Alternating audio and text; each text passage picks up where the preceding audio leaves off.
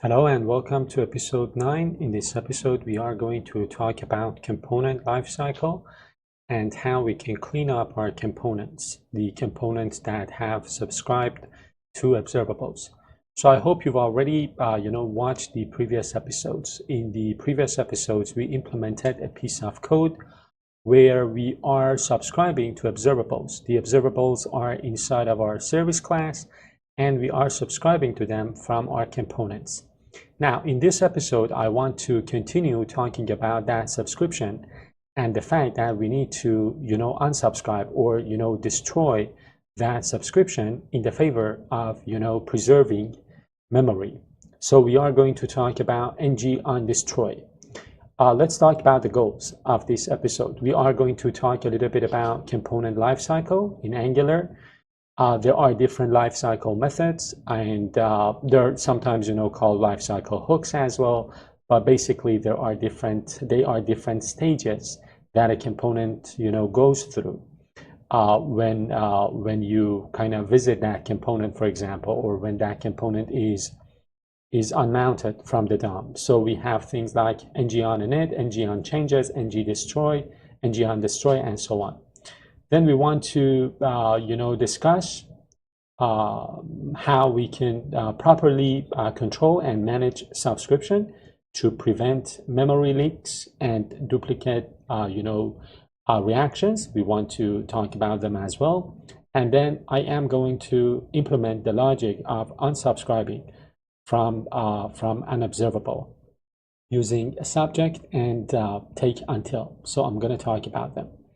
First, let's talk about the different lifecycle hooks or lifecycle methods. I'm going to zoom out a little bit. So as I said, these are the different stages that a component goes through, travels through, during its lifetime, if you will.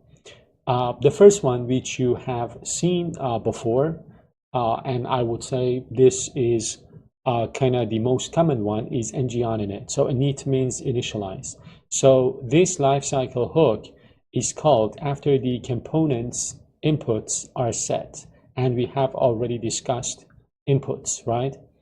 And a simple explanation, this runs once right after Angular sets up your component's initial data. And another, kind of quick example, suppose you have a component that receives like an input, property called title. So ngOnInit as a lifecycle hook is when you fetch some extra data based on that title. So fetch some extra data from, for example, your service or from a backend API. The next lifecycle method is ngOnChanges. So again, the name is very self-explanatory. So this lifecycle hook is executed whenever input bound properties change. So this runs every time a value from the parent component changes. If, for example, a parent component is passing a user ID to a child component and that user ID is changed, ngOnChanges is going to execute so that the updated data for the user ID is fetched. The next one is ngDoCheck, which we are not going to implement in this series. This is again for custom change detection, and it kind of allows you to run your customized change detection routines when the built-in features of Angular in terms of change detection are not enough. So for example, suppose you want to compare two objects and you want to detect deep changes that Angular wouldn't be able to detect normally. So remember, ngDoCheck is like a lifecycle hook that you can where you can implement a very customized change detection routines. The next one is ngAfterViewInit. So again, this is a lifecycle hook which is executed after the component's view or template file is initialized. Again, this is executed once after Angular has created and has displayed that component in the DOM, document object model. As an example, suppose you want to interact with elements using, for example, this view child decorator, which we have already discussed in previous episodes. So things like these go inside of ng after view init, and again, the name is very self-explanatory. This is executed after the view or the template of the component is initialized. The last one, which we will be exploring deeply in this episode, is ngOnDestroy. And again, the name is very self-explanatory. This is executed just before the component is destroyed or is unmounted. One thing that you can do inside of this lifecycle hook is to do some cleanup, routines. It is a perfect place for unsubscribing from observables, the observables that your service class has exposed. And if you set, for example, set interval in ngOnInit, you can clear it in your ngOnDestroy. So again, clean up things, pieces of code that you run in order to avoid memory leaks. They all belong inside of the ngOnDestroy. So let's talk about the use case of this episode. This is a valid use case for using this ngOnDestroy. If you remember from the previous episodes, we had a piece of code in our component, in, for example, employee list component, where we subscribe to that project added observable inside of our service class, but we never unsubscribed. So if I take you to, for example, employee list, you can see in the ngOnInit, we are subscribing to this observable exposed by our employee service. And I can go to employee service. And employee service, we know that we have this project added, right?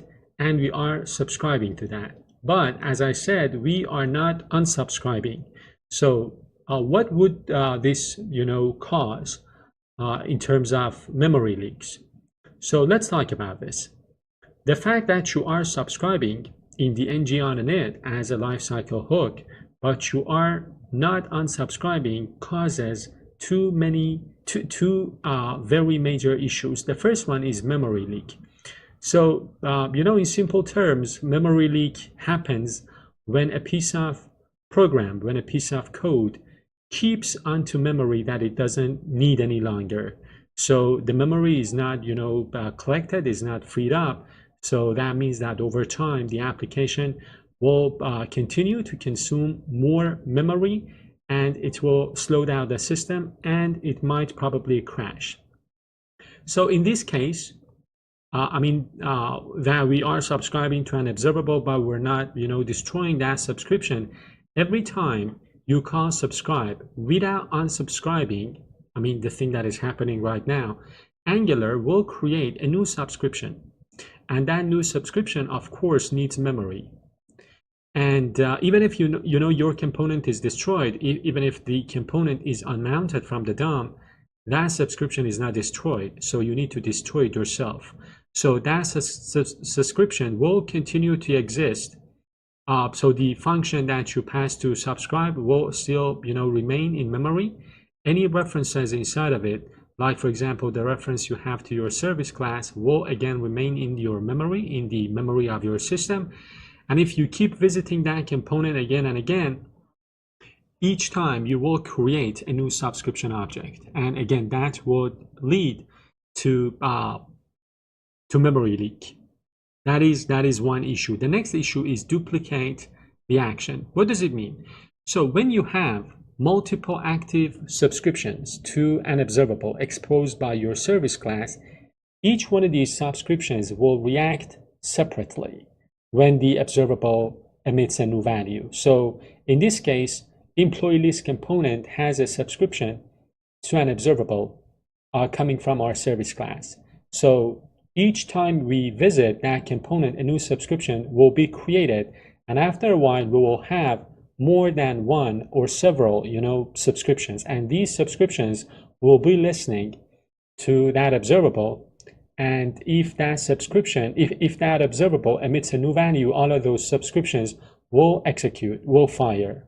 So you will see console.log that you are doing inside of the employee list component multiple times for the same event, for the same value emitted by the by the observable, by the only observable that you are subscribing to. So this phenomenon is called duplicate reaction. Again, how to fix these two, duplicate reaction and memory leak? The answer is unsubscribing from the observable in one of the lifecycle hooks of your component. And that lifecycle hook inside of which we want to unsubscribe is the ngOnDestroy. So now let's continue and implement this unsubscribing thing. So there are multiple things that we need to do, and I'm going to talk about them. The first component that we are going to fix is the employee list component. I showed you employee list. I guess this is the employee list, right? Yes. So inside of ngOnInit, as you can see, we are subscribing to that observable, and whenever a new value is emitted, we are doing a console log. But we are not unsubscribing. We want to do that.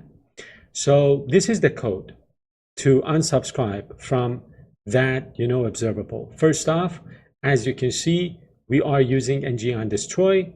We are creating this subject, and this is the, let's say, convention of adding $sign at the end of a variable referring to a subject. Then inside of our subscription part, inside of our ngOnInit, where we are creating that subscription, we are adding this piece of code, pipe take until this.destroy. And then we are creating this ngOnDestroy lifecycle hook, right? And we are calling this.destroy.next, this.destroy.complete. Let's first understand these in full detail, and then I'm going to implement them. So what does this piece of code do? The one that we added to the ngOnInit, lifecycle hook. So take until is another operator in RxJS. So we have already seen pipe as one of the operators coming from RxJS. So take until is another operator that keeps the subscription active until another observable emits a value. So we need to have another observable. That observable, that new observable, is supposed to emit a value. And when that new observable emits a value, the first observable is going to get unsubscribed, right?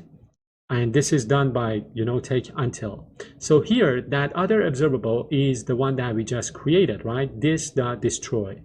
So once the this.destroy emits something, the subscription is automatically unsubscribed, no memory leaks. And when this new subscription, when does this new, observable is going to emit a new value? Inside of our, ngOnDestroy lifecycle hook. So the moment this observable emits a new value, because of this take until, the moment that new value is produced, this subscription is going to get destroyed or get unsubscribed. So in our code, pipe take until something, this is the name of our new observable, while destroy hasn't emitted any values, the subscribe continues to work.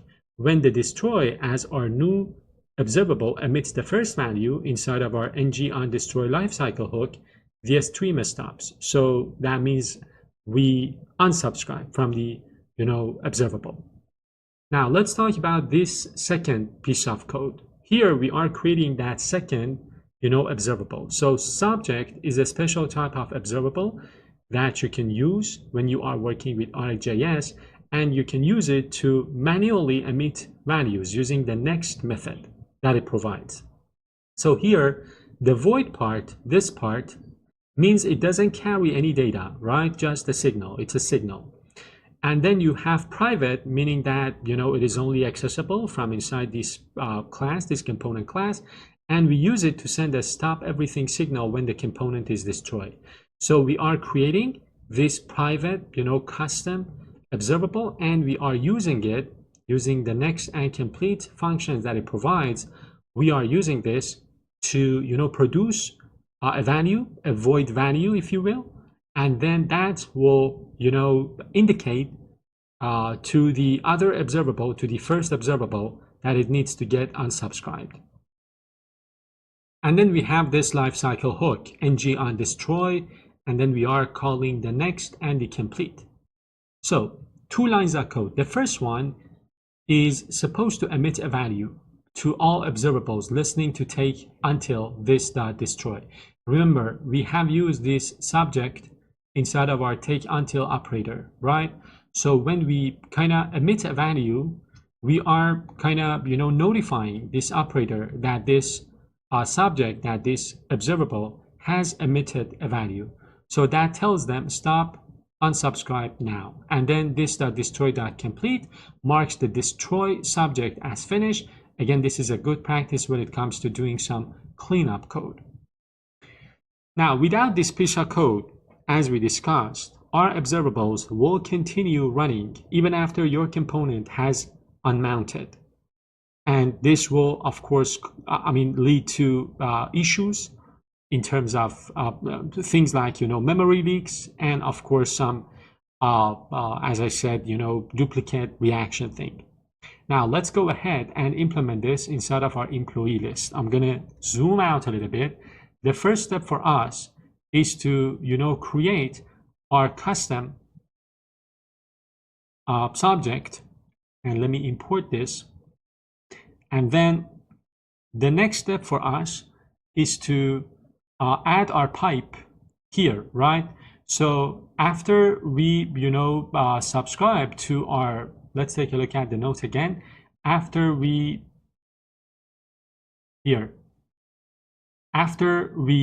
call the get employee, this is the employee list, right? No, this is the next one. This is the employee list. After we subscribe to the observable, we call pipe take until, and then we subscribe to that. So here, this is the employee form employee list, right? After we use the observable exposed by our service, we are going to say pipe take until. Let me import take until, and then we are going to subscribe to that. And remember, as I discussed before, pipe is used to kind of let's say compose the different steps of your processing chain, and to chain different steps onto one another. And then the last step, of course, is to write the code for our lifecycle hook, which is ngOnDestroy. And of course, I need to add onDestroy to my component, onDestroy, and I'm done with this component. So this was the first component where we are doing our cleanup. Now let's move on and talk about the next component. In the next component, we want to do the same thing.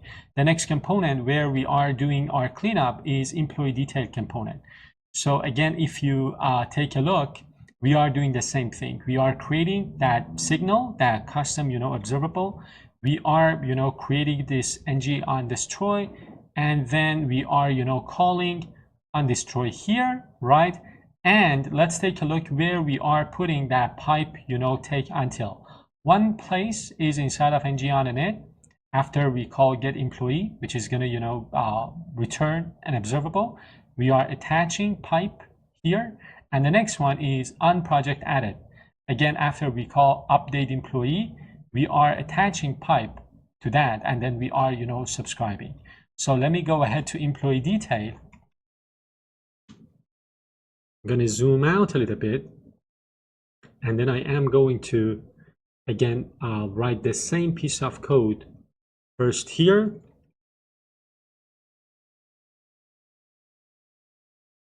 and then I am going to add onDestroy to my constructor, to the definition of my component.